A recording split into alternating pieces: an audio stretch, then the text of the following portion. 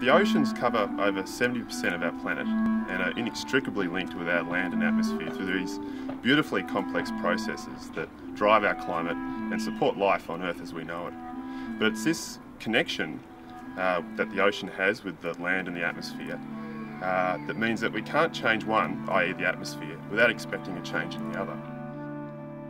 I'm in my second year of my PhD studying the effects of ocean acidification in the coastal waters surrounding Antarctica, specifically in the Australian Antarctic region. As we increase the levels of carbon dioxide in the atmosphere, we also increase the levels of carbon dioxide in seawater, and as a result of this, the seawater becomes more acidic. So ocean acidification isn't happening at the same rate in all parts of the ocean, and this is why we need to study particular areas to see what's actually happening there. So that's why I can't just step off here, for example, and sample the water in the Derwent and then make some conclusions about what's happening in Antarctica. So the really interesting thing about this study is that there are a set of samples collected 16 years beforehand from the same location. So we've got this unique comparison across this 16-year period, which hasn't been done before in the coastal waters of Antarctica.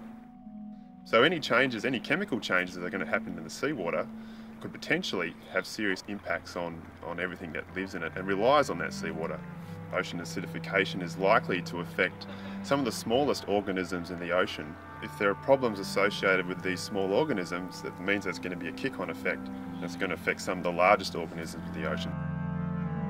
The main finding of my research so far is that the ocean is changing. And we're seeing these changes in chemistry in the seawater surrounding Antarctica.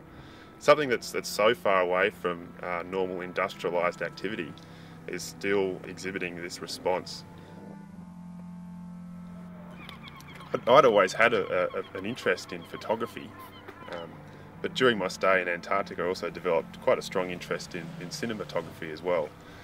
I think it's a great medium for telling a story and also for showing people what this amazing place is really like.